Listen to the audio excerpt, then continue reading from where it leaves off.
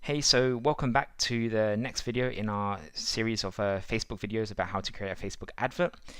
So in this video, what I wanted to do is show you what kind of things and what kind of numbers and kind of results you should be looking at so that you can optimize and test your Facebook adverts to get better results moving forward. So if you remember in the last video, what we did is we created different advert variations. So we created one campaign targeting one group of people, so one audience, and then we created different advert variations. So we had the same text in the adverts, the same offer and message, we just had a different image in each one, and we just wanted to test what one would perform better. So I'm just going to give you an overview of what I would be looking at as I go through this a week later. Normally actually check this, actually if it's a new advert, I normally check this usually relatively quickly after creating it, so usually in a day or two. So I have actually been checking this each day actually as it goes in the last week, but I just wanted to give you an idea of what to look for each time you check it, and by waiting a week I'll just have a bit more data for you to be able to see more things to actually look at. So that's why I'm doing this video now. So let's have a look here. So we have a look and we can see the adverts that we created, and then we have how many people clicked on it under results. We have reach, which is how many people saw the advert, how many people it got in front of. We have the cost, so this is how much it costs per click, and then we have how much we spent as well.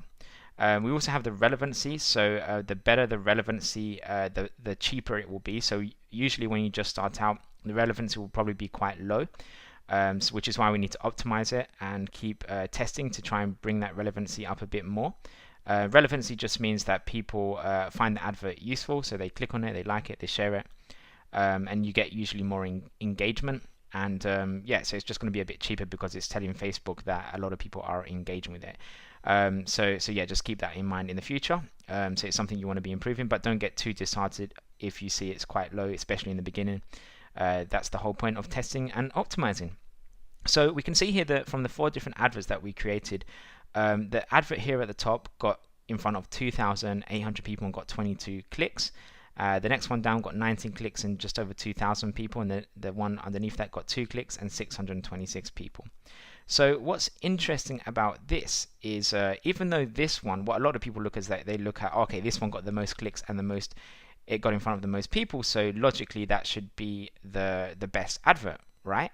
Well, no, actually that's not exactly how it works. The reason that it got more clicks and more reach was simply because Facebook decided to show that advert to more people, and Facebook will automatically update their algorithm, showing your adverts to whoever they think it will be the most relevant for. And what you should really be looking at is how much it costs you per click. And that's obviously if you're aiming to pay per click. So in the beginning of the campaign, if you remember, we chose to be paying Facebook for every time someone clicks because we want to drive traffic to the website. So that's kind of what I'm monitoring in terms of how much does it cost to get someone to go to the website. So we can see here from the adverts that we've been running, the average cost per click is 94 cents. So for 94p, we've actually getting one person on average going to the website, which is actually a pretty good number for someone that's just started out with Facebook adverts. But if we look at the individual ads, you can actually see that for this one, for this advert, for example, it's costing £1.24 per click. For this advert, it's costing £1.05 per click, and this one is actually just costing 78 pence per click. So even though this one is getting more results, so it's getting it's getting more clicks and more reach, and this one is also getting some decent amounts of clicks and reach. If you look at how much it costs per click, this would actually indicate me that these 2 adverts wouldn't be performing as well as this one. Now, what I would probably do in this situation, because the reach has gone over 1,000, ideally you want to get your advert to be seen in front of over 1,000 people, usually as a minimum, before you start making some decisions. The more people it gets in front of, the better, but obviously how many people it gets in front of will depend a lot on your budget. But you don't want to just be running it to a few people and then just making a decision of that. You should have it in front of a good few thousand people. The more the better. But from this already I can see quite clearly that it looks like it will be slightly better to actually turn this off. So I'm going to do that here by clicking here, And now what I'm going to do is I'm actually going to focus on these two adverts, because these two adverts, it's just update that. So this one is actually going to be a bit, these two here, this one's going to be a bit cheaper now. Especially this one is going to be much cheaper to get in front of them. So in the long run, what Facebook is now going to do is going to show more people this advert, which will cost me less money because the cost per click is cheaper. So you need to look at what is the cost per click and what one is the cheapest. And right now I'm looking at cost per click because the goal is to get people going to the website. If the goal was to generate leads, I'd be looking at how much does it cost per lead and what one is the cheapest, because then that's getting the best results.